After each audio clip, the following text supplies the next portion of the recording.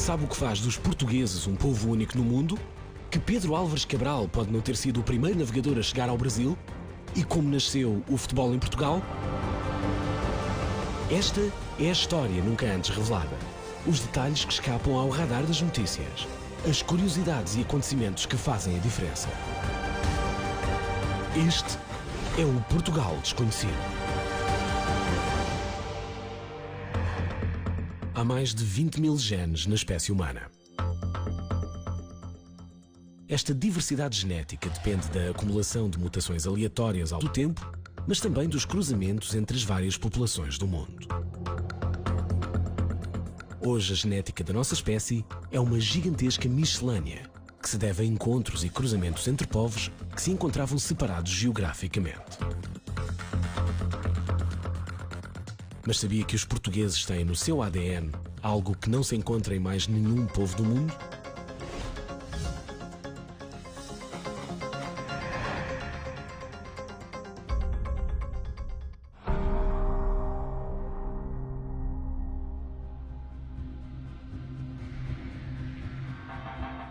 Grande parte da história de Portugal está gravada no seu ADN.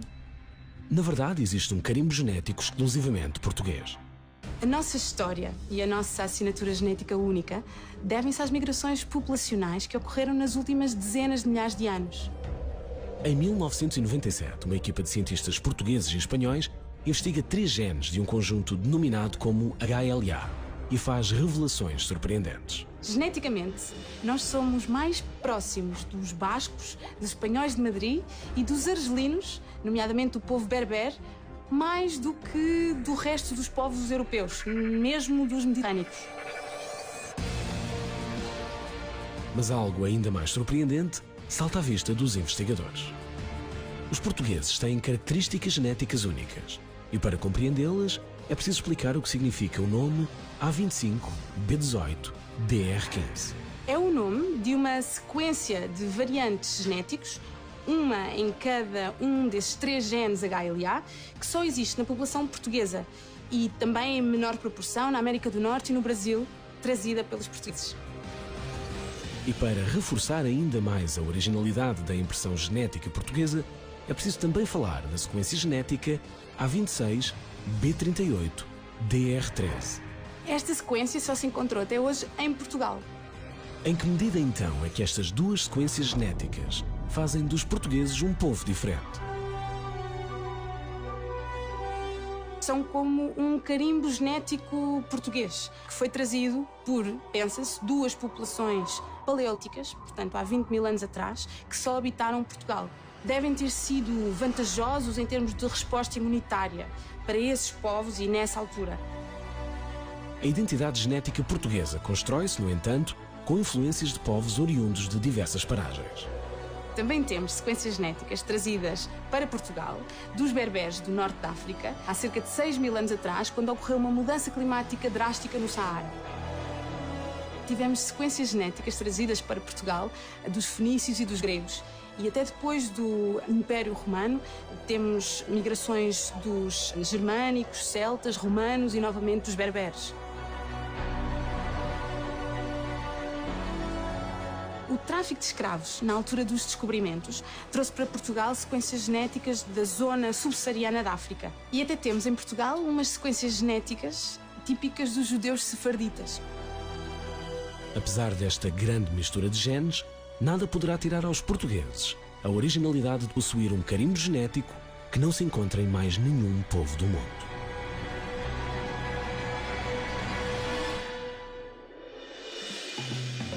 Cinco da tarde, hora do chá. Pelo menos é o que mandam os bons costumes em terras de Sua Majestade. Se lhe juntarmos pão, manteiga e biscoitos, então é porque a tradição ainda é o que era. A mulher do rei Dom Carlos II da Inglaterra foi quem levou esse hábito para a corte. Mas sabia que essa mulher era portuguesa?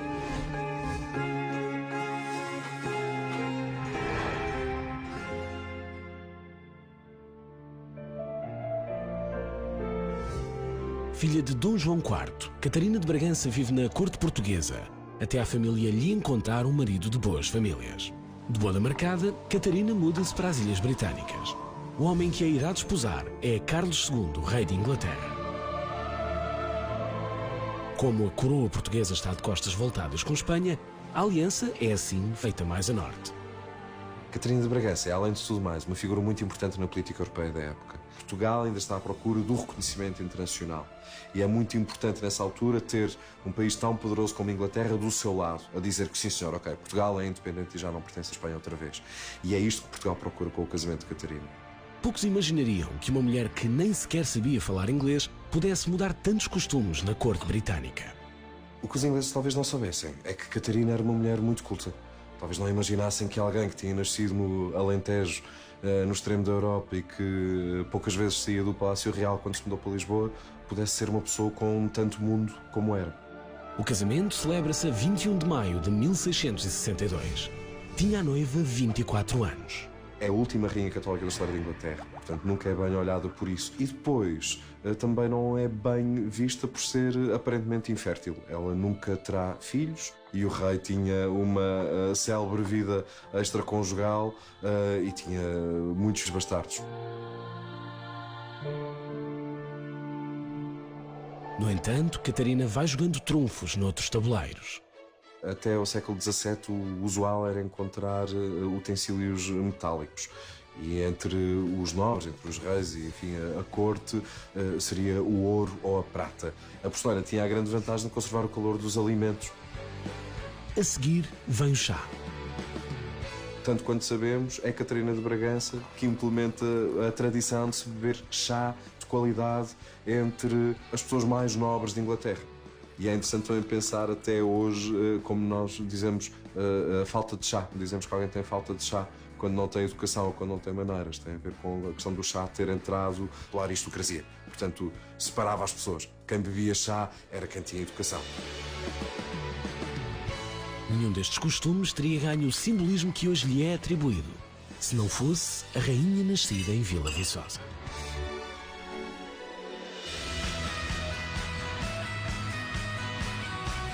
Todas estas imagens têm um traço comum. A calçada portuguesa, com certeza. Mas e se lhe dissermos que esta fotografia foi tirada no Havaí?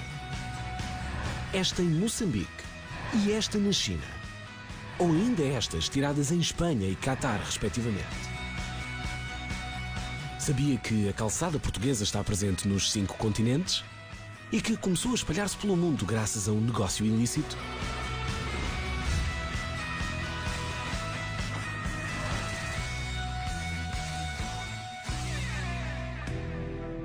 Eis como o calcário se pode transformar em arte. Pancada após pancada, a pedra assume formas de padrões e desenhos que decoram ruas um pouco por todo o mundo.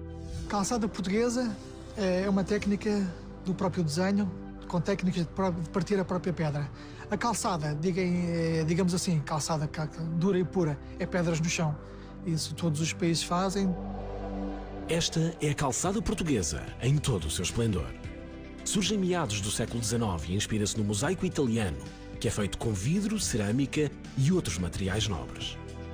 São utilizados materiais da própria região, retirados aqui da zona de Lisboa, os calcários, os basaltos, e é esse aproveitamento que se vai construir as calçadas à nossa maneira. É um desenho singelo, muito mais simples, só através do branco e do preto, e isto caracteriza a própria definição de calçada portuguesa. Em 1842, o governador de armas do Castelo de São Jorge, tenente Eusébio Pinheiro Furtado, manda calcetar algumas ruas adjacentes ao monumento.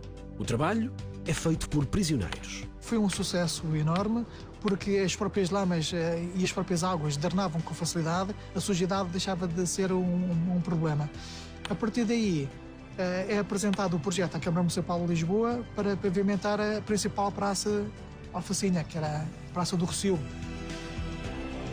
O desenho da ondulação, que tantas vezes inspira a calçada portuguesa, bebe inspiração num quadro italiano.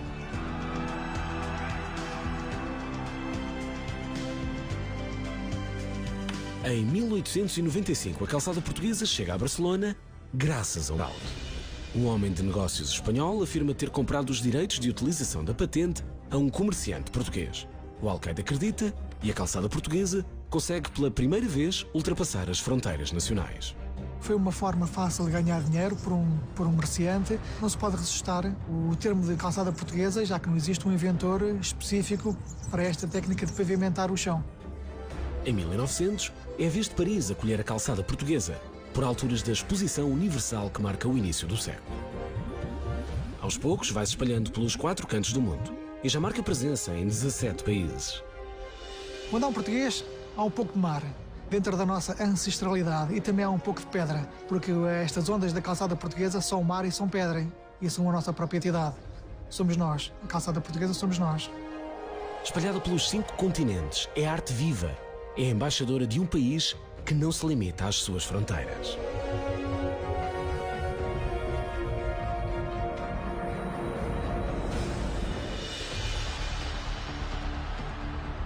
Em Portugal, o futebol move paixões, arrasta multidões, faz parar o país. Mas façamos uma viagem no tempo, até ao século XIX.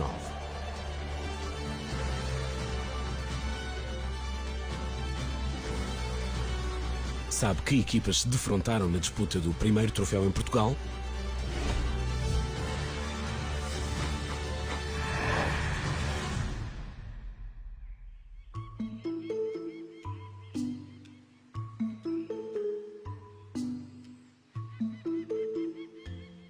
O jogo tem lugar precisamente neste local, ou seja, no campo do Porto Cricket Club.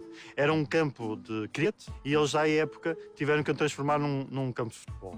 Não era um campo relevado, era um campo de terra batida, tinha alguns buracos, era ligeiramente descendente em determinadas zonas junto das balizas. Frente a frente estão uma seleção de jogadores de Lisboa e outra de jogadores do Porto. Corre o dia 2 de março de 1894. E está em jogo a taça Dom Carlos I. Praticamente metade de cada equipa é constituída por jogadores ingleses e a outra parte por jogadores portugueses. Precisamente no ano em que há a introdução do futebol em Portugal, em 1888, já decorre a primeira liga profissional de futebol em Inglaterra. Portanto, vejam o próprio atraso que tinha a assimilação do futebol em Portugal, mas ele depois acaba por ser um processo relativamente rápido. A partida está combinada desde outubro de 1893. No entanto, apenas 6 meses depois se consegue organizar a viagem dos jogadores. Nessa altura, a equipa de Lisboa viaja de comboio até ao Porto.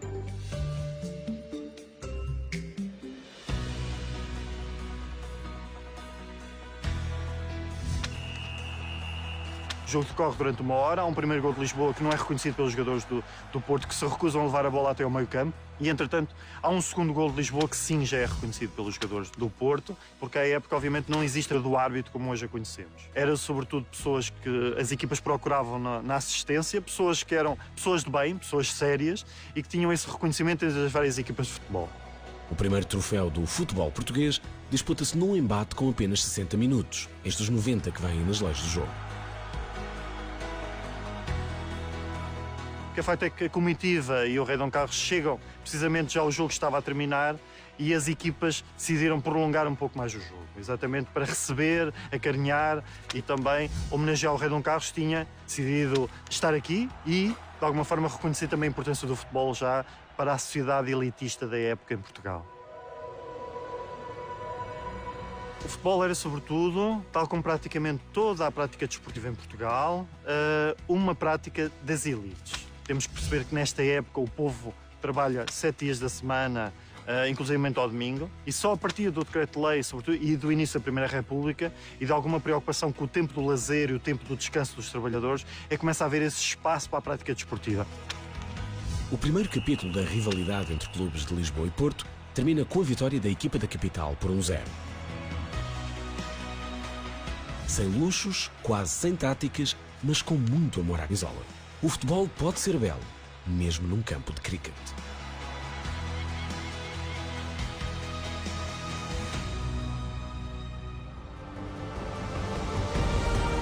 Sabe qual o segredo mais bem guardado do Alentejo? E qual o símbolo de Portugal mandado construir pela Alemanha?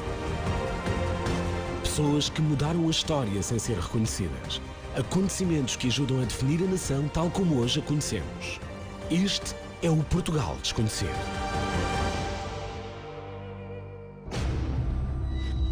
Este homem vai enterrar um segredo com mais de 200 anos. Um cerimonial quase sagrado e ao mesmo tempo genuinamente profano. As garrafas estão prontas para ficar um palmo abaixo da terra. Sabia que este ritual é único em Portugal e acontece na pequena vila transmontana de Boticas?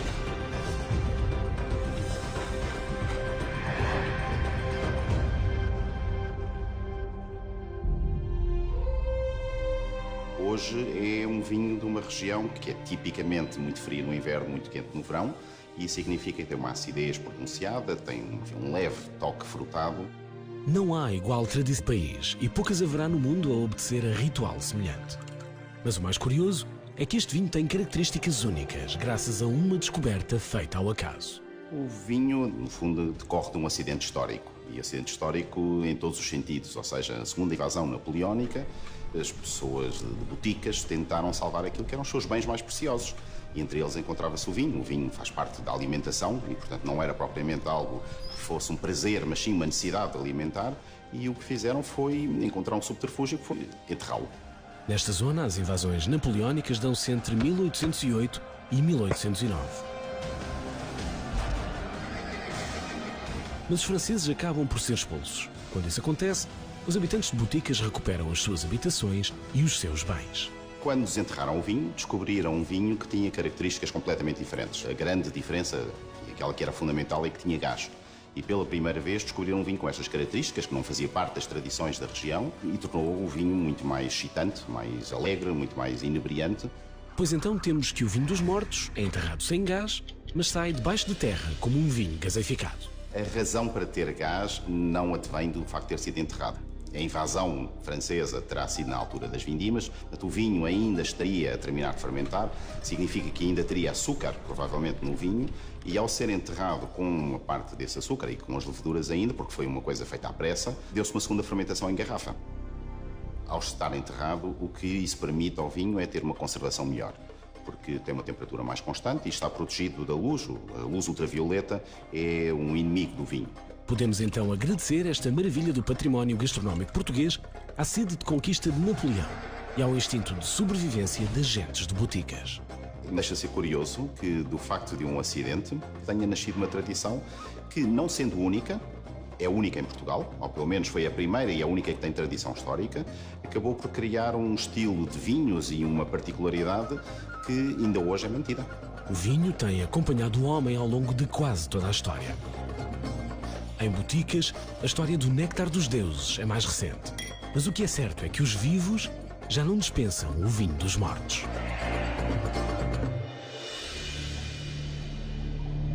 Este voraz predador vive no Atlântico Norte em águas cujas temperaturas variam entre os 2 e os 8 graus.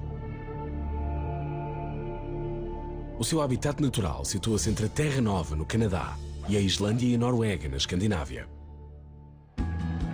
Estamos a falar do bacalhau, o fiel amigo, prato típico português. Mas como terá este peixe ganho o estatuto de símbolo da gastronomia do país se apenas existe no Atlântico Norte?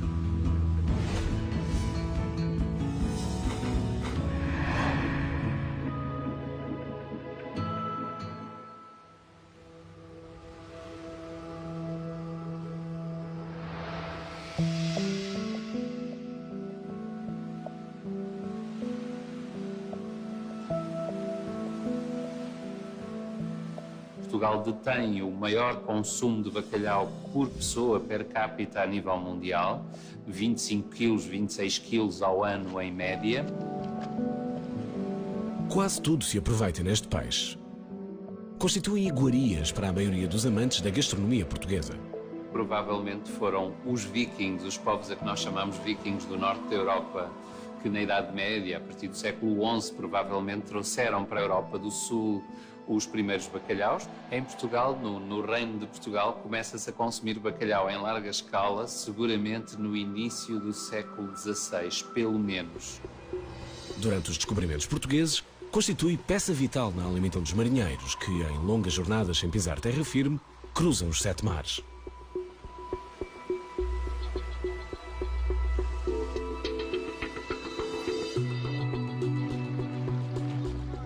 Um alimento de consumo socialmente transversal embora a partir do século XVIII se tenha tornado claramente um alimento das classes populares devido à necessidade de uma proteína animal que substituísse a ausência de carne e a dificuldade de acesso a peixe fresco, sobretudo. Mas a religião católica dá um contributo decisivo para que o bacalhau se afirme à mesa dos portugueses.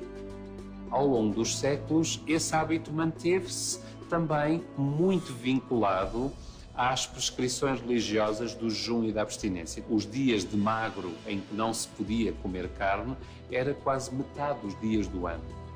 Com a chegada de António Oliveira Salazar ao poder, o Estado Novo faz uma enorme campanha pelo bacalhau. Trata o assunto como se de uma questão identitária da nação se tratasse.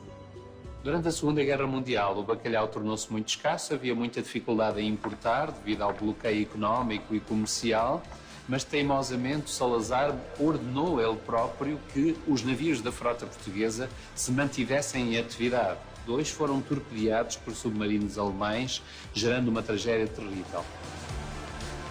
Em 1958, Portugal é o primeiro produtor mundial de bacalhau salgado e seco.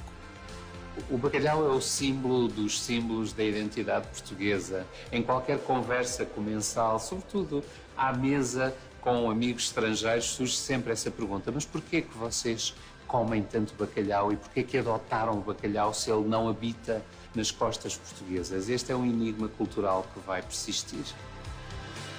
E o bacalhau vai persistir à mesa dos portugueses, por muito longe que estes homens de ferro em barcos de madeira o tenham de ir buscar.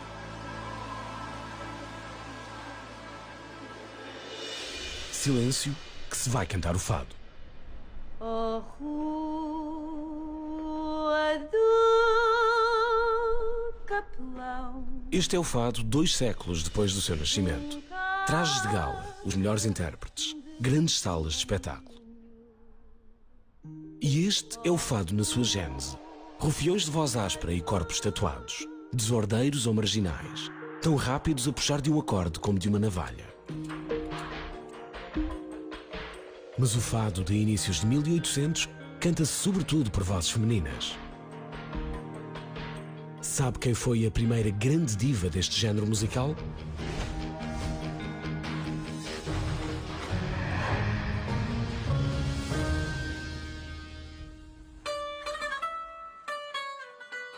É difícil determinar a origem do fado. Há quem diga que o fado veio dos marinheiros para os bairros históricos, há quem diga que teve influência árabe, ou de sons africanos ou brasileiros. Na verdade, ninguém sabe de onde é que ele vem ainda. Mas para mim, o fado é genuinamente português e ponto final. O fado aparece no início do século XIX em ruas e vielas mal frequentadas. Os primeiros cantores gostam tanto de música como de vida boémia. Muitos deles passam mais tempo atrás das grades do que em palco a cantar. A primeira diva deste género é uma prostituta da capital. Os seus dotes vocais tornam-se tão conhecidos em Lisboa quanto o seu alegado romance com o Conde do Vimioso. Oh, Rua do Capelão. A Maria Severa é o primeiro grande mito do fado. Morreu muito jovem, com 26 anos, mas inspirou outras músicas e também o teatro e o cinema. Como te chama? Severa. Graças a Severa, as prostitutas fadistas passam a ser presença assídua em festas da corte. E graças também aos burgueses endinheirados, claro está, que as levavam para apimentar as celebrações. O fado saiu das tascas e das tabernas e chegou às elites sociais na década de 1840. A canção cresce e divulga-se, mas mais tarde, em 1926, a ditadura militar impõe a censura a qualquer forma de expressão artística. E o fado não é exceção. O fado foi censurado, assim como a maior parte da criação artística daquela altura. Não interessava que fosse uma mensagem popular ou social subversiva. Fado, futebol e Fátima são os 3 Fs do Estado Novo. Enquanto o povo tiver com que se entreter, não se intromete na política. Houve um interesse político no crescimento do fado. O Salazar percebeu que se podia colar à popularidade das vedetas do momento e que isso seria muito benéfico. Destino, sorte, fatalidade. Assim se escreve a história desta arte, impulsionada por marginais e meretrizes. que nasceu para conquistar o mundo. E agora silêncio, que se vai cantar o fado. Oh, meu cigano adorado, viver abraçada ao fado, morrer abraçada a ti.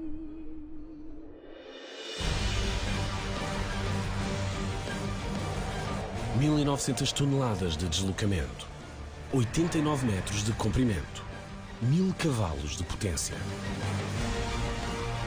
10 velas redondas e 13 velas latinas. Este é o imponente navio Escola Sagres, um símbolo de Portugal, uma embaixada itinerante do país. Mas sabia que este navio não foi construído em Portugal, nem para servir a Marinha Portuguesa? –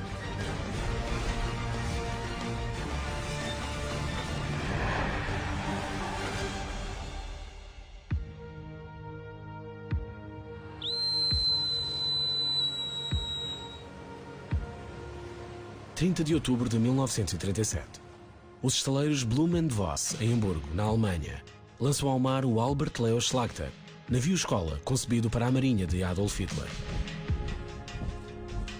No final da guerra, os navios alemães foram partilhados pelos aliados, Estados Unidos, União Soviética e Inglaterra, e o Albert Leo Schlachter permaneceu em Bremerhaven, foi depois cedido em 1948 à Marinha do Brasil para mitigar os prejuízos de guerra causados pelos submarinos alemães à sua marinha mercante.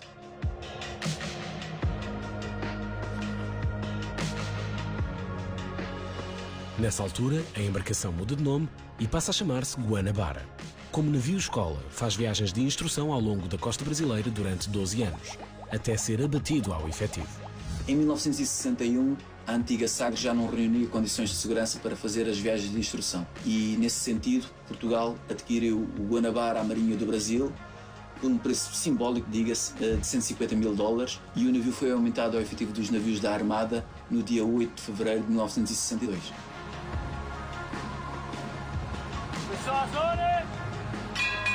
A 23 de junho do mesmo ano, o navio chega a Lisboa, já com o nome de Navio Escola Sagres. Nestes 55 anos ao serviço de Portugal, o navio Escola Sagres percorre mais de 600 mil milhas náuticas, o equivalente a mais de 28 voltas ao mundo.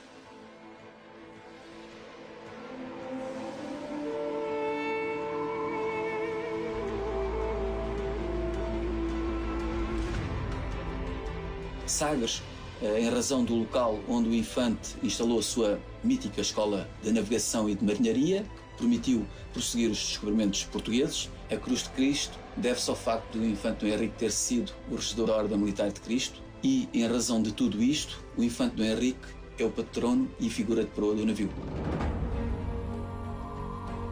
Em 2016, o navio Escola Sagres torna-se na Casa de Portugal durante os Jogos Olímpicos do Rio de Janeiro. Em virtude de o navio Escola Sagres ser um navio de Estado, onde quer que se encontre, é sempre território nacional. É o resultado de toda esta atividade do navio em representação de Portugal no estrangeiro, nos grandes eventos internacionais, que fez com que o navio se tornasse um símbolo de Portugal. São quase 100 mil horas de navegação, 170 portos em 60 países visitados, sempre a representar Portugal.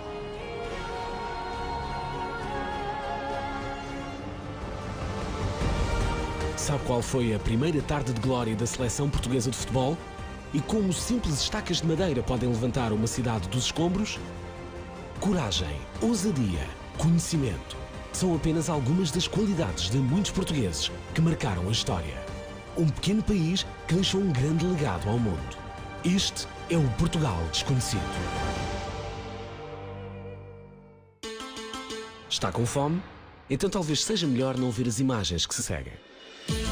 Começamos por um Aki Nambanzuke, para depois nos deliciarmos com este saboroso Chicken Nambam. E se na barriga ainda couber um doce, então sugerimos o Kiran Somen. Estamos a falar de iguarias tradicionais japonesas, mas sabia que todas elas se inspiram na cozinha portuguesa?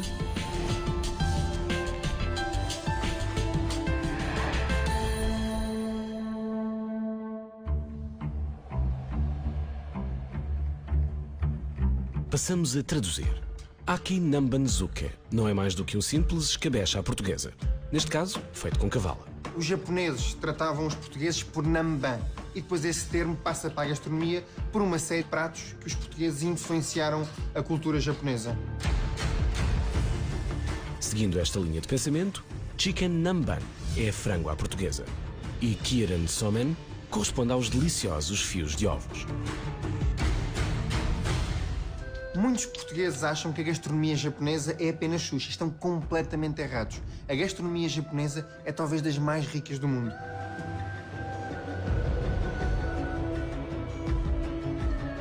Na verdade, a própria tempura, um dos pratos mais conhecidos da gastronomia nipónica, apenas se torna popular depois dos portugueses levarem peixinhos da horta para o Japão.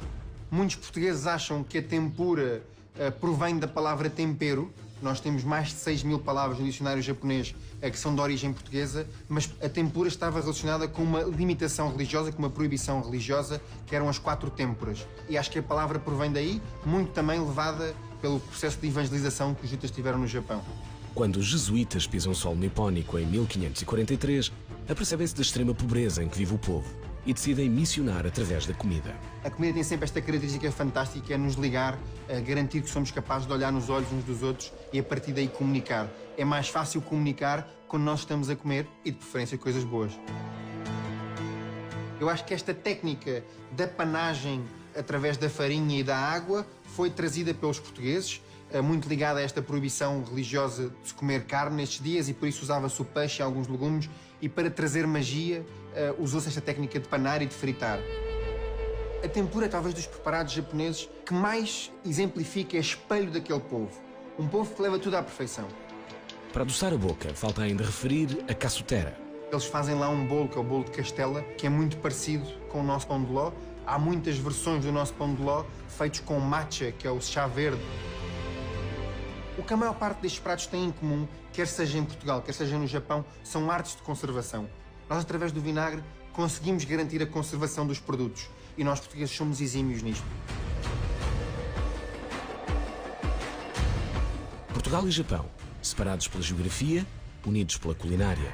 Um mundo de semelhanças à mesa, entre dois povos tão distintos. Edford, Falcon, Marley, MG Canelas, Olda, Sado, Alba, FAP. Sabe o que têm em comum todas estas marcas de automóveis? Sabia que só nos anos 50 do século XX houve 16 marcas criadas, desenhadas e construídas neste país?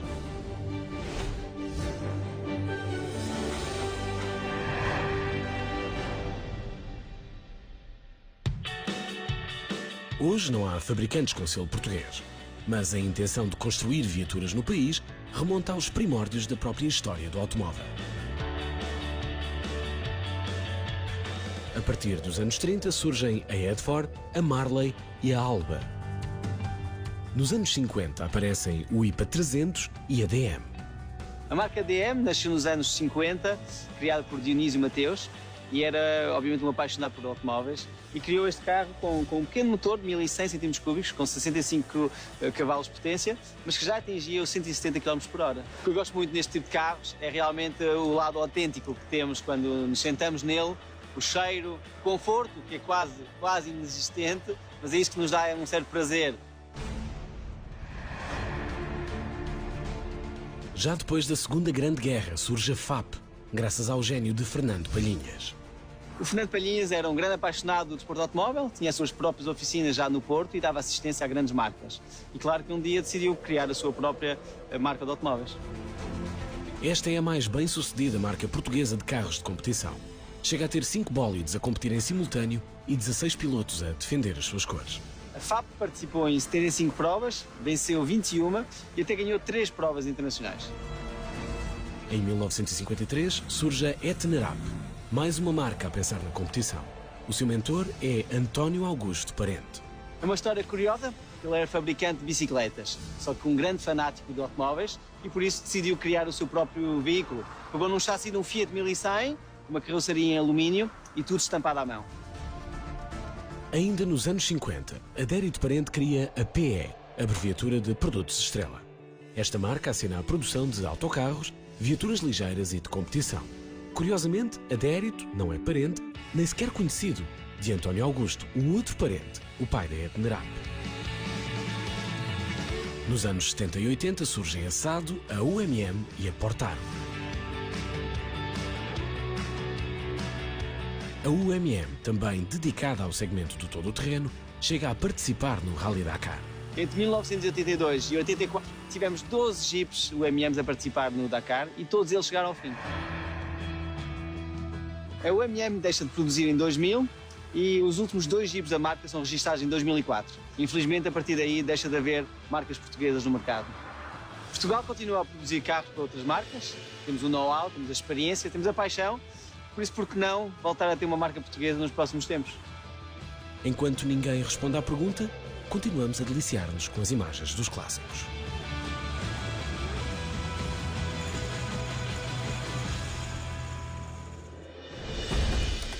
Este hotel termal, agora em ruínas, já foi um paraíso para quem busca curas milagrosas. Acreditava-se que as suas águas eram capazes de sarar até as maleitas mais resistentes. Mas isso foi há quase 100 anos. O que tinham estas águas de tão especial?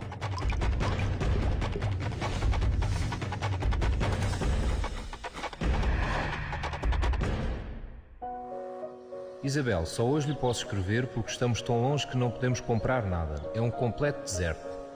A água é sublime, os ares são deliciosos, tratam a gente muito bem, as comidas são boas e encontramos cá uma rapaziada muito compincha de Lisboa. Estas linhas, escritas pela mão de um hóspede, ilustram os tempos áureos do Hotel Águas Rádio. Havia vários tratamentos, entre os quais o banho de imersão, a ingestão da água, que era para problemas gastrointestinais, e o repouso na sala de emanação, onde absorviam os gases de radão. Todos estes tratamentos tinham em comum a água com as suas propriedades, que era a radioatividade.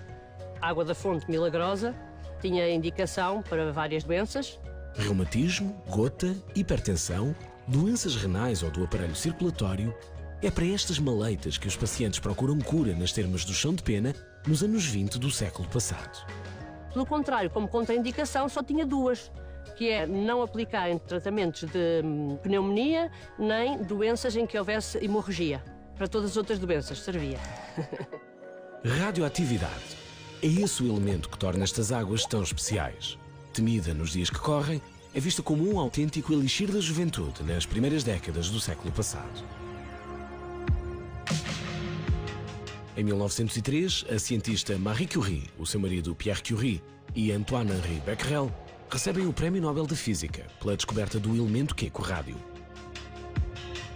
Esta região é uma região granítica, portanto, em termos geológicos, e daí advém essa elevada quantidade de rádio dissolvido na água e também do radão. A inauguração do Hotel Termal Águas Rádio terá ocorrido em 1926. O hotel tinha 40 quartos e no auge da atividade, em 1941, chegaram a fazer-se 1.500 banhos. Também é de notar que em 1938 saíram daqui 37 mil litros de água engarrafada. Estas águas são consideradas por uma revista da especialidade como umas das mais radioativas do mundo. Foi, na altura, uma ótima medida de marketing. Hoje em dia seria precisamente o contrário, porque a palavra radioatividade assusta as pessoas. A água destas nascentes é engarrafada, distribuída e exportada. Entretanto, começam a ser descobertos os efeitos nocivos da radioatividade. A própria Marie Curie reconheceu os efeitos nocivos que tinham o urânio para quem trabalhava nos laboratórios e também para quem fazia a sua extração. Em 1942, o hotel fecha para obras de melhoramento e devido a uma quebra acentuada na procura. Reabre em 1951, mas as termas jamais voltarão a funcionar. Hoje, a água continua radioativa.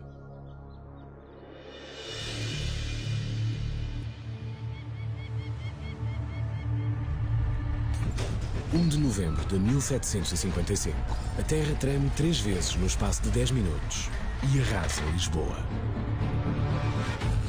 Hoje a tecnologia antissísmica já equipa edifícios com amortecedores eletrónicos ou vigas de ferro e de aço. Mas no século XVIII, nada pode salvar a capital portuguesa.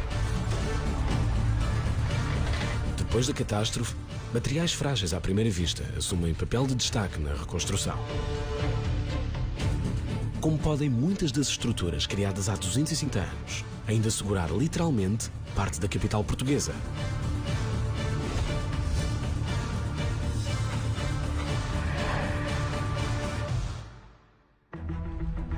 O sismo atinge 8,7 na escala de Richter. Uma multidão em desespero foge na direção do Porto de Lisboa, procurando segurança em campo aberto.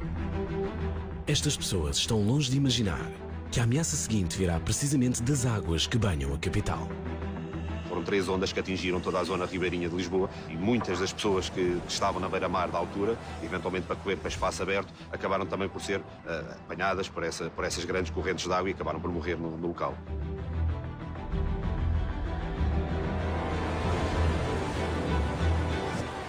E quando parece que já nada poderá piorar este cenário, eis que surgem as chamas.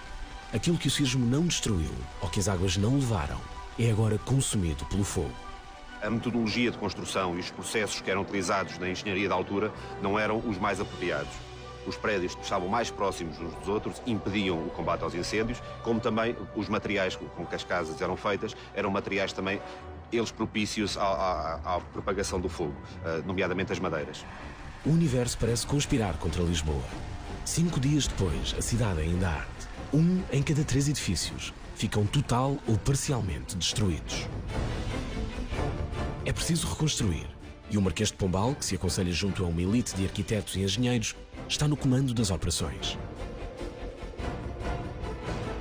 A tragédia provocada pelo terremoto de 1755 foi tão grande que obrigou uma nova maneira de construir.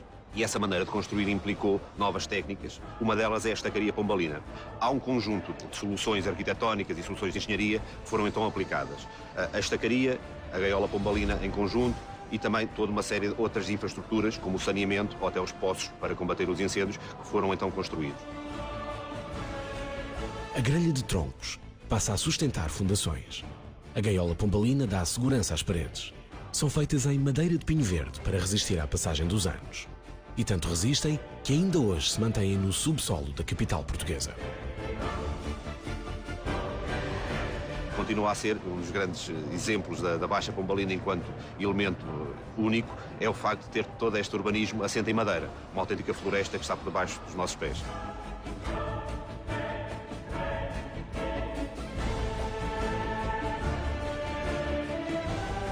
Uma das situações que causa mais admiração ao público prende-se com a conservação da madeira debaixo do solo. Neste caso, essa conservação só é possível porque os níveis de umidade são muito grandes. Toda a madeira que se encontra submersa tem uma degradação muito mais lenta. E nós sabemos isso porque 250 anos após a colocação de algumas, nós continuamos a ter exemplares perfeitamente conservados que foram descobertos em escavações arqueológicas. Lisboa demora 100 anos a ser reconstruída. A maioria dos especialistas defende que um sismo como o de 1755 pode acontecer a qualquer altura. Mas a verdade é que, até hoje, a natureza ainda não pôs à prova a visão de futuro do Marquês de Pombal.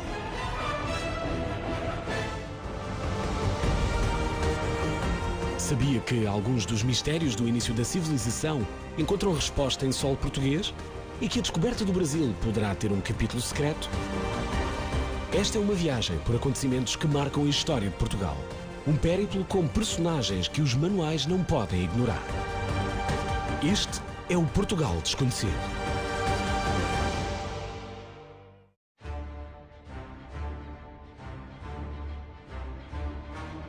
Estas paredes são testemunhas de incontáveis batalhas. De atos heróicos, da história que se escreve com sangue e suor.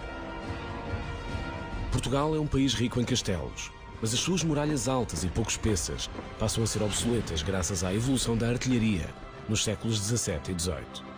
É então que surgem as fortificações em forma de estrela, mais baixas, mais seguras, de paredes mais grossas. Sabia que o maior sistema de fortificações deste género em todo o mundo se situa na cidade de Elvas?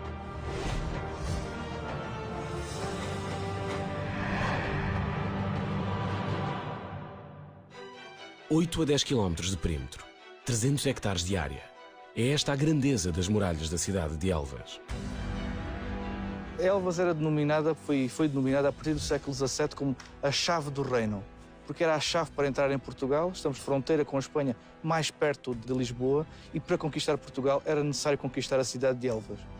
O engenheiro holandês Cosmander, auxiliado por outros mestres, inicia o projeto no século XVII. É preciso defender a chave do reino dos invasores espanhóis. Já era facilmente bombardeável a cidade e as fortificações de Elvas. Portanto, é imperioso que aqui se construa uma grande fortificação. Em 1763, depois da Guerra dos Sete Anos, o rei Dom José I diagnostica várias lacunas na defesa nacional. Então que o Marquês de Pombal chamou um militar anglo-alemão para resolver o problema. O Marquês de Pombal vai refortificar toda a fronteira do país. Quando chega a Elvas e percebe que Elvas é a chave do reino e tinha-o sido desde o século anterior, vê a necessidade de construir uma grande fortificação a norte. São precisos quase 30 anos, 6.000 homens, 4.000 animais e 767 contos de reis para concluir a obra. O Marquês de Pombal lança um imposto de 8% às cargas que chegam ao Porto de Lisboa. Com esse 8% consegue acabar a construção da Praça do Comércio e construir todo o Forte da Graça em Elvas. Quem olha ao longe para esta estrutura talvez vislumbre apenas uma pequena edificação. À época, as forças inimigas poderiam até julgar que seria fácil tomá-la de assalto, mas estão longe de imaginar o que as espera. O Valerré inventa, digamos assim, um canhão que dispara para baixo, que era algo de inovador. Numa colina tão íngreme como esta, não seria efetivo um tiro para cima se o inimigo estivesse já perto do forte. Até chegar ao reduto central, existem múltiplas armadilhas, desde matacães até grades que caem, canhões escondidos, canhoneiras cobertas. Portanto, seria algo de inexpugnável no século XVIII. Do ponto a norte vai encontrar covas de lobo.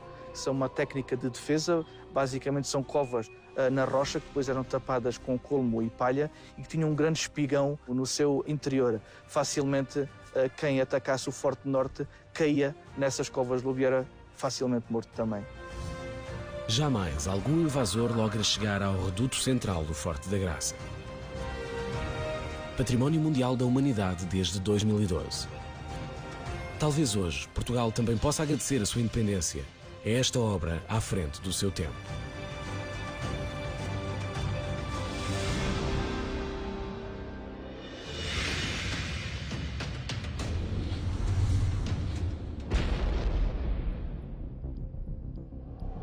Há várias formas de ganhar uma guerra. A mais usada é a força bruta. Mas há exceções. Sabia, por exemplo, que o povo de Monção expulsou o exército castelhano apenas com pães?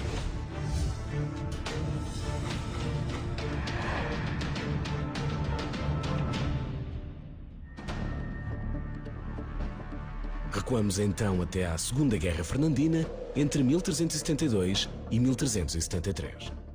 Em 1372, segundo Fernão Lopes, Pedro Rodrigues Sarmiento, o adiantado da Galiza, invade Portugal pelo Minho e toma algumas fortalezas e trava também duros conflitos em Barcelos e em Faria. E terá sido nesse ano, no contexto dessa invasão, que ocorreu o cerco de Monção. As provisões começam a escassear na fortificação, mas lá fora a situação não está muito melhor. Aproxima-se o ponto de ruptura. O abastecimento, quer de alimentos, quer de água, poderiam resultar no final de um cerco, que é de ambas as partes. Também as próprias condições de higiene, que poderiam facilitar a propagação de doenças e dar assim por terminado o cerco. Neste ponto, uma das partes iria ceder, restava perceber qual é que seria primeiro. Da muralha para dentro apenas restam parcas reservas de farinha. Nada mais há para comer.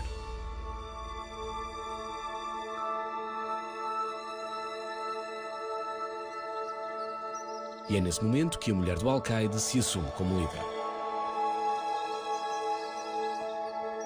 Deoladeu Martins manda reunir toda a farinha disponível em Monção para amassar e cozer.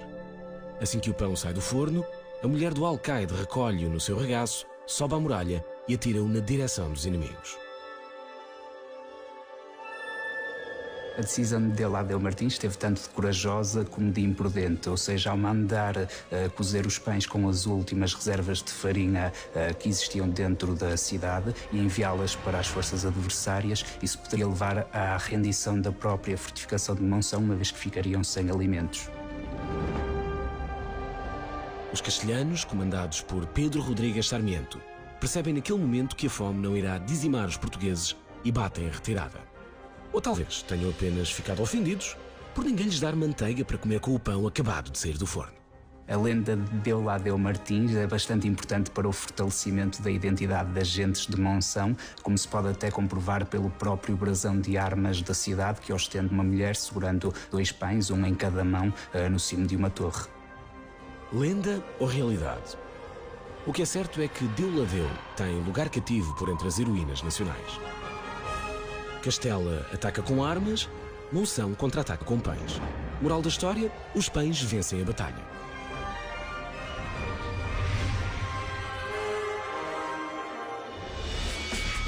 A luta, nas suas diversas formas, é quase tão antiga como o próprio homem. É uma marca cultural que muitas vezes se confunde com a identidade dos povos. Por exemplo, estes senhores apenas querem uma boa galhofa. Mas galhofa à moda de Trás-os-Montes implica boa preparação física, uns valentes tombos e determinação para chegar à vitória. Sabia que a galhofa é a única luta corpo a corpo de origem exclusivamente portuguesa?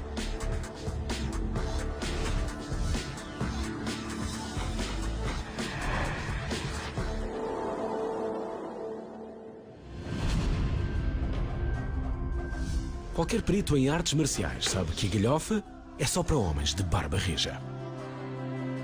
A galhofa é uma arte marcial portuguesa que usa o poder físico para derrubar o adversário. Portanto, projetá-lo e imobilizá-lo por cerca de 2 segundos, de costas no chão.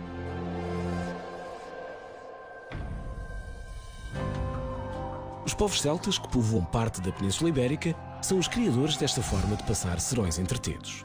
Mais tarde, agentes de Viriato seguem-lhe o exemplo. A galhofa era a arte marcial de eleição de Viriato, que ele usava para a seleção dos homens, porque, além de ser muito física, requer também muita parte mental. Havia um termo muito específico na galhofa, que é o termo manha. O homem tinha mais manha, o que fazia com que um homem de 60 quilos pudesse vencer um homem de 60 e tal quilos.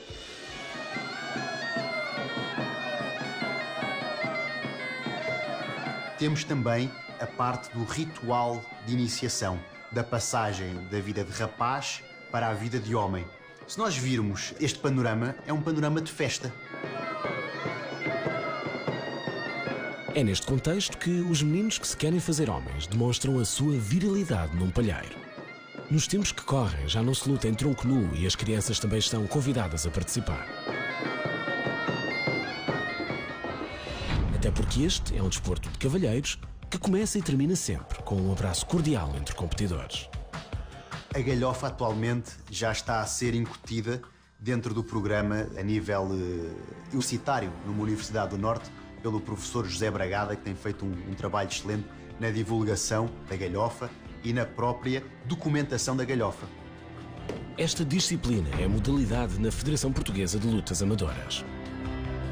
O povo diz que, para lá do Marão, mandam os que lá estão. Mas agora sabemos também que, para lá do Marão, há uma luta única no mundo.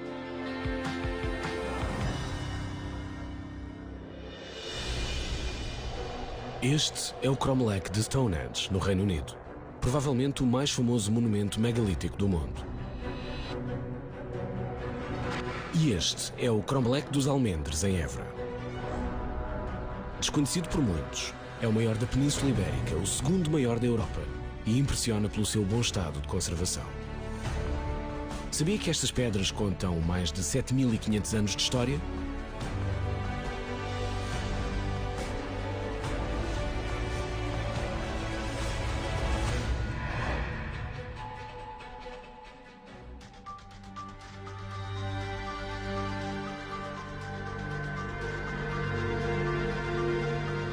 É um monumento excepcionalmente maior que a maioria dos recintos megalíticos na Península Ibérica.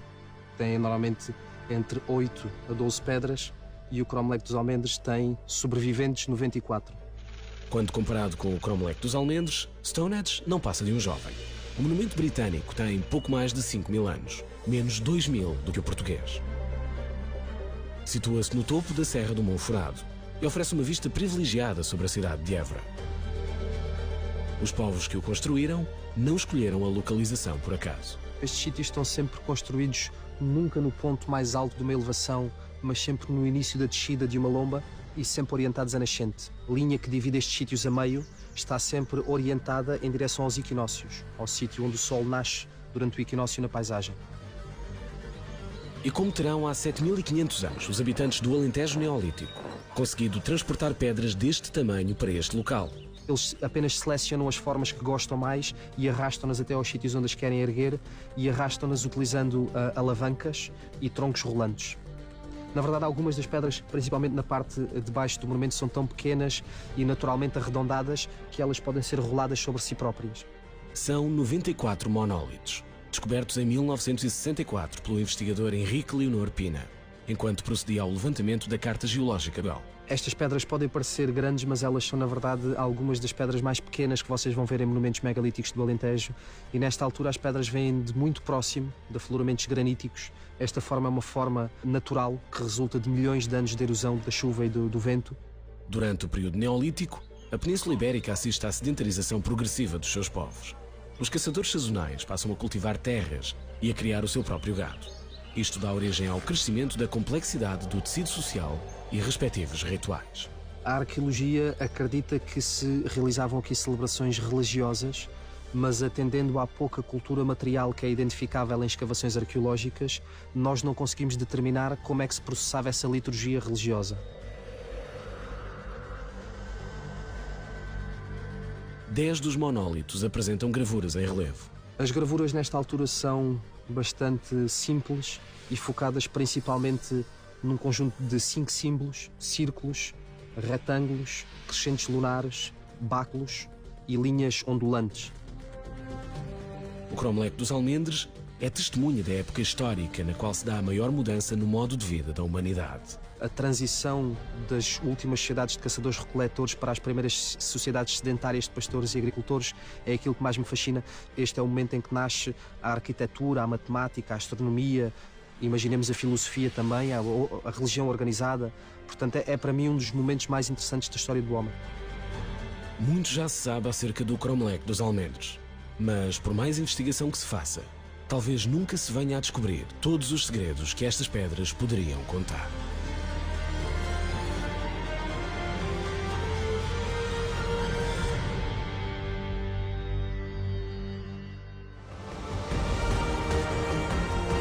Sabe porque é que o dia 18 de junho de 1925 é tão importante para o futebol português? E qual a relação entre a autoestrada A5 e as corridas de Fórmula 1? Percorremos o país de les a les para levar até si as grandes histórias que não constam da história. Para dar vida a factos e pessoas que não podem ser esquecidos. Este é o Portugal Desconhecido.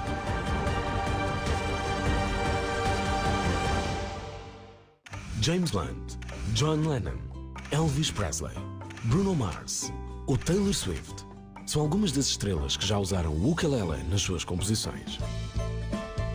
Mas sabia que o ukulele talvez nem existisse, não fosse a audácia de um grupo de portugueses? –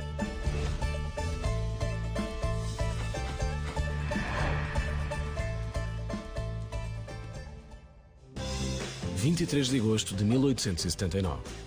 O navio britânico SS Ravenscraig chega à meio da tarde a Honolulu, capital do Havaí, apinhado de imigrantes portugueses. 419 almas oriundas da Ilha da Madeira buscam sustento nos campos de cana-de-açúcar. Acabariam por mudar a história da música no Havaí. A vida nas ilhas nunca foi fácil, não é? E daí, com o crescimento populacional, sempre houve, tanto na Madeira como nos Açores, essa vontade de uma vida melhor no Havaí. João Fernandes, José Correia e Augusto Dias são 3 dos aventureiros a bordo. Querem vencer no novo continente, mas não esquecem as suas raízes. Estes 3 portugueses chegaram ao Havaí e já eram construtores de instrumentos do machete de Braga, do Braguinha, na Madeira.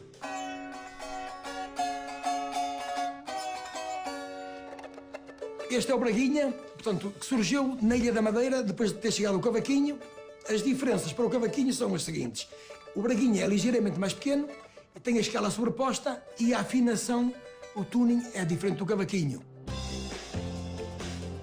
Na alegria da chegada, começaram a tocar o Braguinha e aquilo foi imediatamente um sucesso nas ilhas do Havaí. Aos olhos dos havaianos, os dedos dos madeirenses parecem pulgas saltitantes. Daí o nome ukulele, que na língua autóctone do Havaí quer dizer pulga saltitante. Até o rei achou um piadão àquele instrumento com aquele som, com aquela sonoridade. A irmã do rei Kalakaua, do Havaí, terá dito que uku significa prenda e lela significa vir. Daí que ukulele também possa significar prenda que veio de longe. O sucesso é tão grande que Augusto Dias acaba por se dedicar ao fabrico de cavaquinhos no Havaí, tal como Manuel Nunes, outro dos seus companheiros de jornada a bordo do SS Ravenscrag.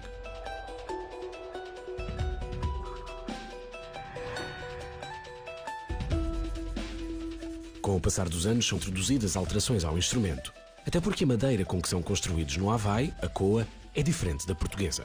O ukulele ganha identidade própria e hoje brilha nas mãos de várias estrelas mundiais.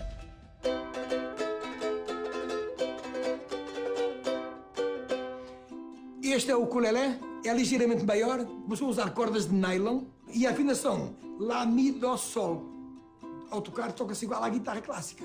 O ukulele é um instrumento emblemático da música havaiana. Nascido em terras lusas, imigra para o continente americano, muda de nome e identidade, mas não perde aquele gostinho a Portugal que se escuta a cada acorde.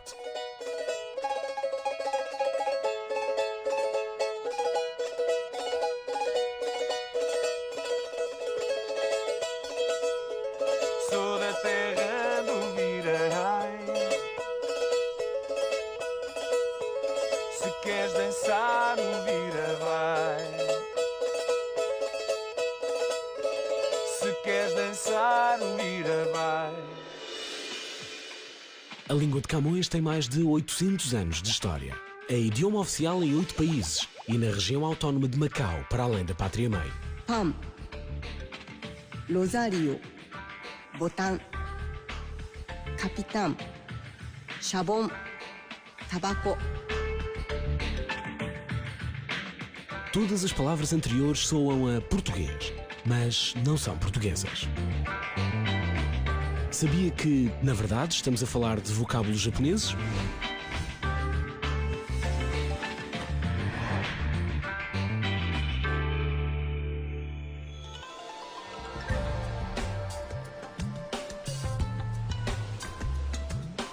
Os portugueses foram primeiros ocidentais a chegar ao Japão em 1543, quando o Japão ainda não se conhecia o mundo ocidental.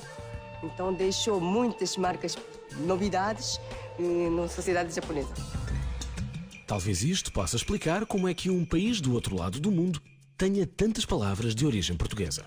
Boro, Bidoro, Cristo. Há, porém, uma palavra japonesa que muita gente atribui erradamente aos portugueses. A palavra arigato quer dizer obrigado. Muita gente pensa que é derivado à origem portuguesa, mas isso não é verdade, porque antes da chegada dos portugueses já existia esta expressão de gratidão no Japão. No entanto, a lista de vocábulos japoneses que bebem inspiração na língua de Camões é muito vasta. Tudo graças a quase 100 anos de convivência intensa e profunda. O contacto com Portugal, naquela altura ao Japão, foi muito importante porque trouxe um vasto conhecimento em todos os níveis, por exemplo, na área comercial e religioso, ou até na medicina e ciência. O primeiro hospital com medicina ocidental foi aberto pelo padre jesuíta Luís de Almeida.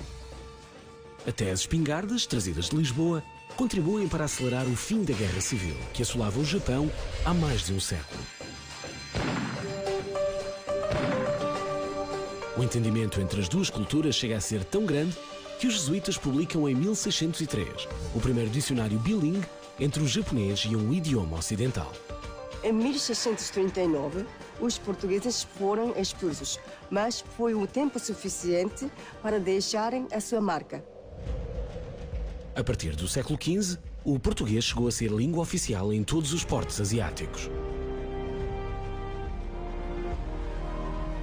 Uma língua originária de um pequeno país plantado na orla do Atlântico, mas que é a quarta mais falada no mundo.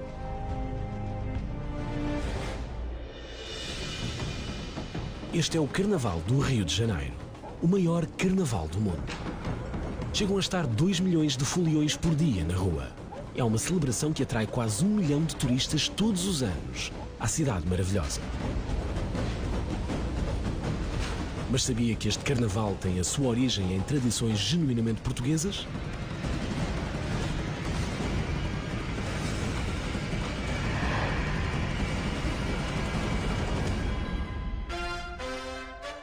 Carnaval de Torres Vedras, Portugal.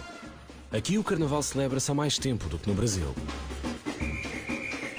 Não tenho quaisquer dúvidas que Portugal foi determinante nas raízes do Carnaval do Brasil e, de modo particular, no Rio de Janeiro. Corre a quarta década do século XVI. O Carnaval chega ao Brasil graças a migrantes portugueses que atravessam o Atlântico em busca de uma vida melhor. No Brasil do século XVII, as pessoas saíam à rua com os rostos pintados, atirando água e farinha umas às outras. Os escravos também participavam dessas festividades, ainda que separados dos seus senhores. Muitas vezes, os escravos pintavam os seus rostos com farinha, de certa forma para satirizar as autoridades, mascarando-se dessa forma de caucasianos. Em meados do século XIX, o Carnaval do Rio chega a ser proibido. Reprimido nas ruas, é, no entanto, celebrado em festas privadas.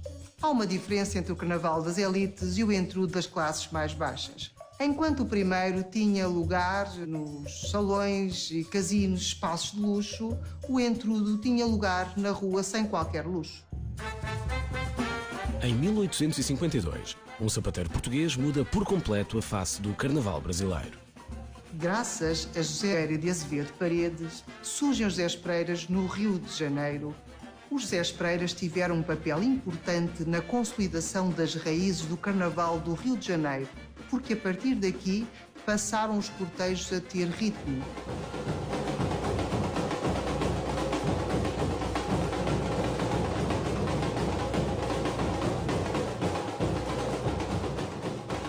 Em 1853, o ator e dramaturgo brasileiro Francisco Correia Vasques compra peça musical na qual o José Pereira assume em particular destaque. A partir daí, a música chega definitivamente ao Carnaval.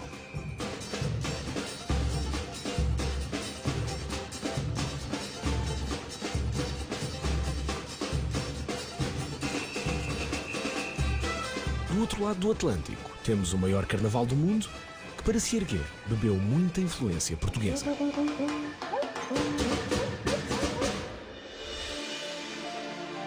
Posse de bola para Portugal, vai Éder, chuta, chuta, chuta!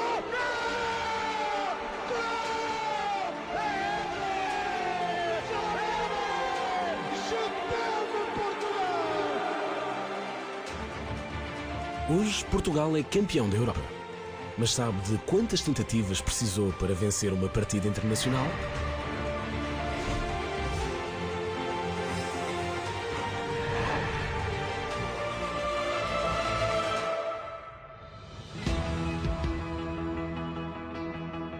18 de junho de 1925. Portugal realiza o 5º jogo internacional da sua história. Tem como adversário a seleção italiana, tida por muitos como uma das mais fortes do velho continente. O futebol italiano começou no século XIX, a nível oficial. O campeonato começou em 1898. O português, a nível regional só, 1906. Portanto, o futebol italiano pratica uma grande vantagem. O primeiro jogo da seleção italiana é de 1910 e o primeiro da seleção portuguesa é em 1921. Antes desta partida, Portugal apenas disputara outras 4 de caráter internacional. Todas contra a Espanha, todas com o mesmo resultado: derrota para a equipa das esquinas. Os italianos, com base naquilo que os jogadores espanhóis tinham dito sobre Portugal, Portugal não era grande espingarda, por assim dizer, achavam que estava no papo. E a verdade é que entraram um bocado convencidos da sua superioridade e isso tal não não se verificou. Ambas as equipas alinham com 2 defesas, 3 médios e 5 avançados. Uma tática impensável nos dias que correm. O 3-2-5 era uma tática bastante utilizada. Não havia nuances. Na altura, toda a Europa jogava assim. Era frequente haver resultados muito desnivelados, entre o 6 e o 7-0, coisa que agora é muito pouco frequente. O campo do Lumiar está cheio com 15 mil almas sedentas de ver Portugal bater o pé à congénere transalpina. Às 6 da tarde está tudo a postos para o pontapé de saída. Não é como agora que há metro, as pessoas tinham que ir pelo seu próprio meio a pé ou então de autocarro elétrico. E a verdade é que o jogo era costume o estádio encher 3 horas antes. Mas na altura encheu meia hora, 20 minutos antes. O primeiro momento de êxtase para a multidão acontece aos 39 minutos da primeira parte, depois de um pontapé de canto. O guarda-redes italiano afasta mal a bola. Esta sobra para João Francisco Maia. E o avançado do Sporting não perdoa. Está feito 1-0. A segunda parte foi avassaladora. Os italianos dominaram por completo. Tiveram inúmeras ocasiões de gol, inúmeras mesmo. E, de facto, o guarda-redes Francisco Vieira foi o homem que nos salvou. Ao ponto de, no final do jogo, os italianos o terem de agraciado, por assim dizer, porque foi uma exibição fora de série. Portugal consegue resistir à pressão dos italianos e chega à primeira vitória internacional. Os adeptos irromperam o campo adentro e, obviamente, puseram os jogadores todos em ombros e foram com eles até aos balneários. É uma vitória inesquecível, um pouco à imagem também do gol do Éder com a França no Euro 2016. São momentos gloriosos, porque, de facto, conseguir derrubar a Itália, forte Itália, por 1-0, deu-nos um grande boost de confiança que ainda dura até hoje. O jogo com desfecho mais saboroso tem a assinatura de Éder em 2016. Mas é preciso lembrar que foi João Francisco Maia a abrir o caminho para as vitórias em 1925.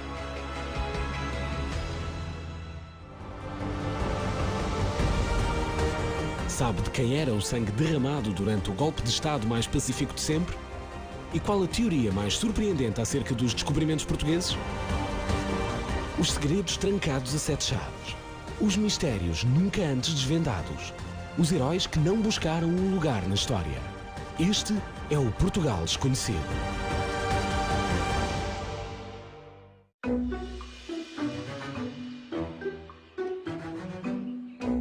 Este é o Parque Florestal de Monsanto, área de lazer e desporto por excelência. E esta é a A5, uma das autoestradas mais movimentadas da área metropolitana de Lisboa.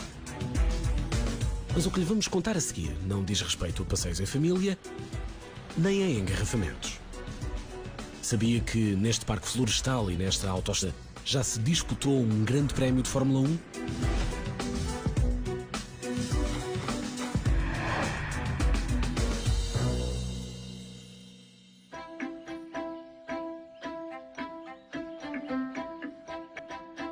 23 de agosto de 1959.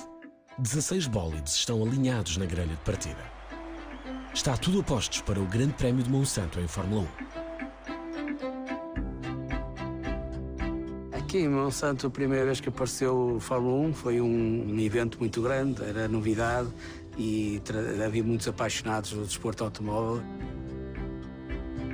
5.440 metros de pista, 9 curvas, 62 voltas, mais de 2 horas de corrida.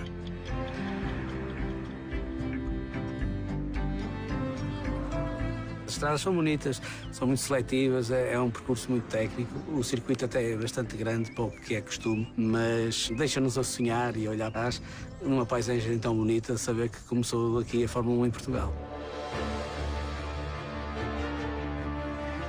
Neste troço da A5 passam mais de 130 mil carros por dia. É a autoestrada com maior tráfego médio diário em Portugal. Hoje em dia custa imaginar nós andarmos aqui a passar nestas estradas com o trânsito que há e com este verde toda à volta. Imaginar que um dia passaram aqui carros de Fórmula 1 custa a querer.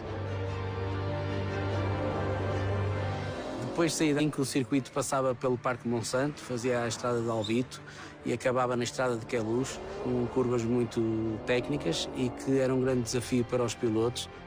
Sem velocidades loucas, faz-se aqui um belo passeio. Mas em 1959, os pilotos não estão cá para apreciar a paisagem. Os carros aqui em Monsanto atingiam velocidades de cerca de 160, 170 a hora. Claro que hoje em dia os Fórmula 1 fazem 330, 340, mas de uma maneira muito mais segura. O Grande Prémio em 59 foi ganho por Stirling Moss, um piloto que depois deu grandes vitórias, um piloto famoso. Aquela corrida marca também a estreia de um português na Fórmula 1. Nisha Cabral faz história ao volante de um Cooper Maserati. O Nisha, ao fazer aqui a estreia, foi uma alegria para os portugueses. Abriu o caminho para mais tarde outros portugueses chegarem à Fórmula 1, que foi o meu caso, em 1991. Mais tarde Pedro Lamy, depois o Tiago Monteiro. Acho que o primeiro é sempre importante e marcou uma época.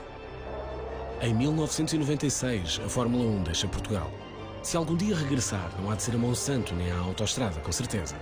Mas nestes caminhos, ainda se pode ouvir o roncar dos motores daquela tarde louca de 23 de agosto de 1959. –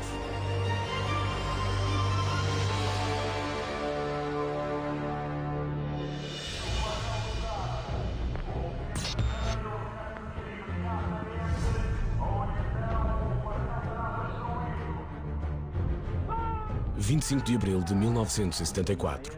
O movimento das Forças Armadas ocupa vários pontos estratégicos em Lisboa. As forças leais ao regime rendem-se sem oferecer resistência. A população celebra na rua, numa espécie de arruada com carros militares à mistura. Marcelo Caetano, presidente do Conselho de Ministros, entrega-se por volta das 7h30 da tarde. Termina a ditadura do Estado Novo. A Revolução dos Cravos é talvez o golpe de Estado menos mortífero de sempre. Mas sabia que naquele dia foi derramado o sangue de 5 vítimas mortais?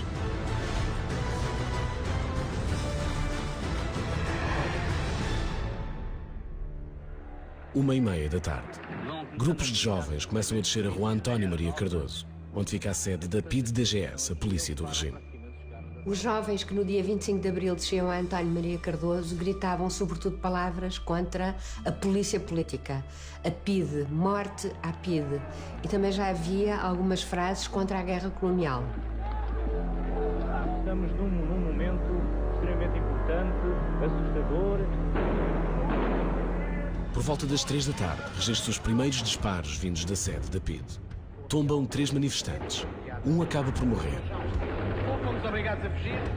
Por volta das 20 horas, houve 9 tiros e foi aí, nessa altura, que no posto de comando, o comandante Crespo resolve mandar fuzileiros a António Maria Cardoso para que isso deixe de acontecer.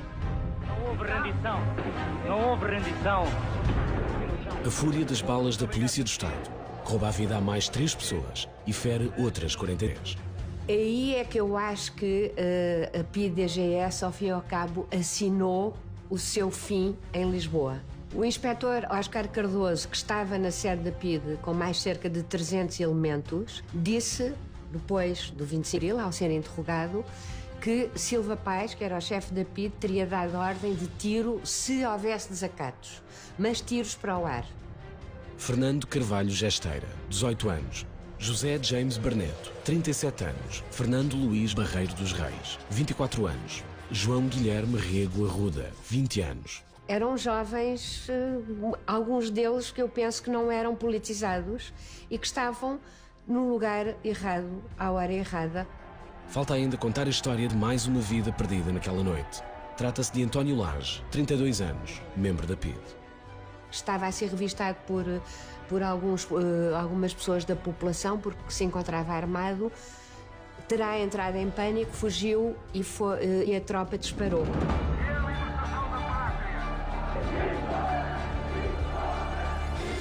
Do sangue derramado não costuma rezar a história do 25 de abril de 1974. Mas as vidas perdidas naquele dia serão para sempre testemunhas do país acabado de nascer.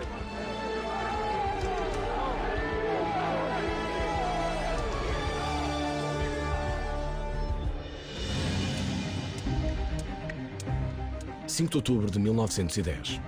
A monarquia cai em Portugal e é proclamada a República. Muda-se o hino, a bandeira e a moeda. É criado um busto que simboliza os novos ideais vigentes. Sabe quem é a mulher que serve de inspiração ao busto da República?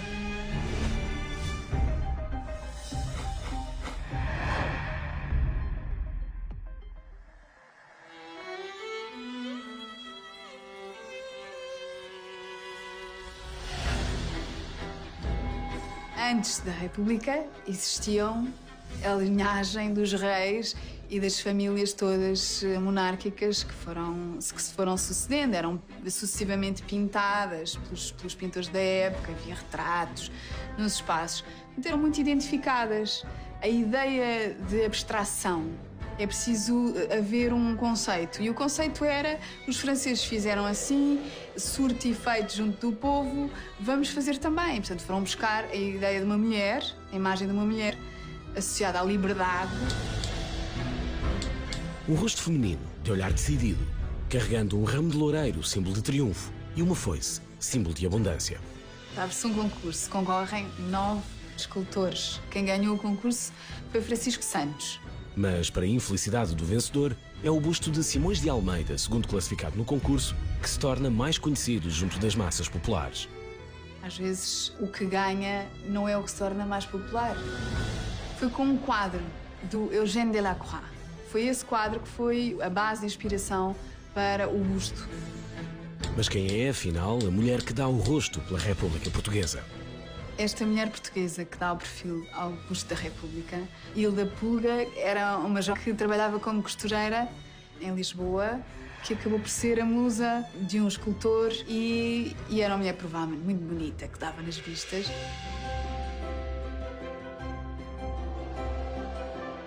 Natural de Arraiolos, teria 18 anos quando posa para o escultor. Segundo se sabe, a mãe fez questão de que ela só aceitasse esse convite para posar, desde que não se despisse e de que a mãe estivesse presente. O busto, consto por Simões de Almeida, persiste como símbolo da República, mais de 100 anos depois da sua concepção. Ao contrário do que acontece muito em França, em que se vão mudando as musas inspiradoras do busto da República, já foi a Catherine Deneuve, já foi a Sophie Marceau, mas pronto, em Portugal não, nós somos um país conservador e portanto está feito o busto da República, não se mexe mais no busto da República. Vamos fazer um busto da República para o futuro, é apenas a possibilidade de mexer um pouco com a arte. Porém, ao olhar para esta escultura que representa a vitória do novo Portugal sobre o velho, percebemos que esta mulher anónima viverá para sempre.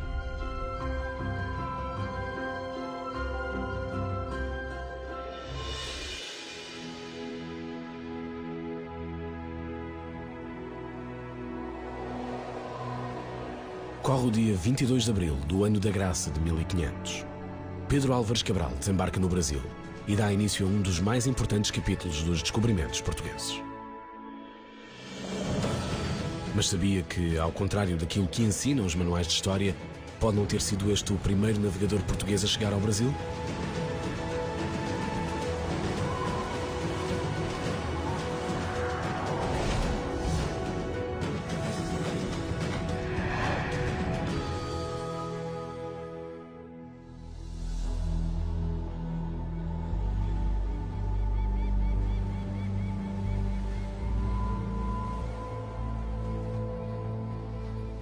É claro que estamos sempre no mundo das hipóteses. Estamos a falar de história. E a história, por si, é algo que não é estático, é dinâmico. Vamos então aos factos que sustentam a teoria. 7 de junho de 1494. Portugal e Castela assinam o Tratado de Tordesilhas, através do qual dividem entre as duas coroas as terras já descobertas e ainda por descobrir fora da Europa.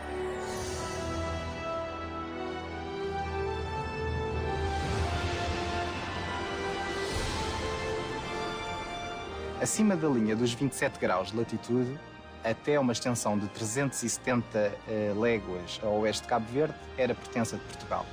Tudo o resto pertenceria à Espanha. Porquê 370 léguas? Porque é a distância considerada necessária pela coroa portuguesa para que os navios provenientes dos territórios ultramarinos possam efetuar a viagem de regresso ao reino. Mas seria preciso tanto? Nós precisávamos sim de evitar a calmaria da Guiné, porque nessa zona não havia ventos e eram essenciais para se conseguir fazer a travessia, mas obviamente que Dom João II bem sabia que os navios não precisavam de toda aquela distância para fazer a manobra. E é aí então que começa a controvérsia, porque essas 370 léguas iriam, à partida, incluir o território do Brasil.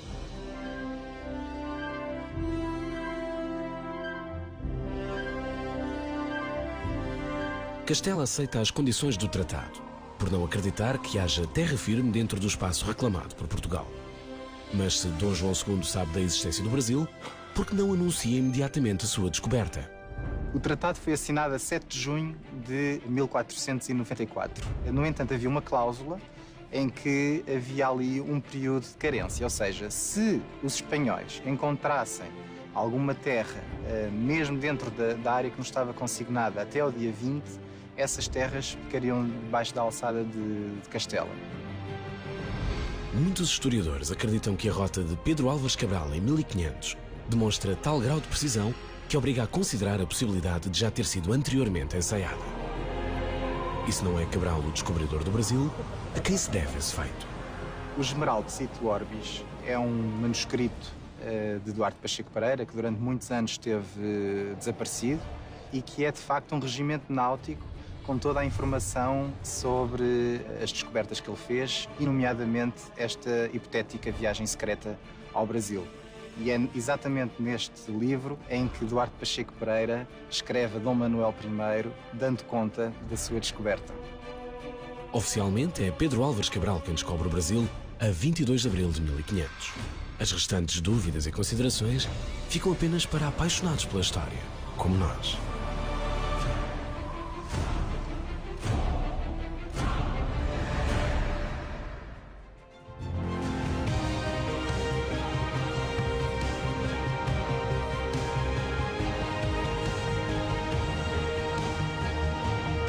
As vitórias inesquecíveis, as maravilhas da gastronomia, os heróis de batalhas épicas, as construções grandiosas. Tudo isto e muito mais faz de Portugal uma nação de conquistadores, de campeões, mas também de gente anónima, que se supera mesmo nas circunstâncias mais difíceis. Tudo isto faz parte do Portugal desconhecido.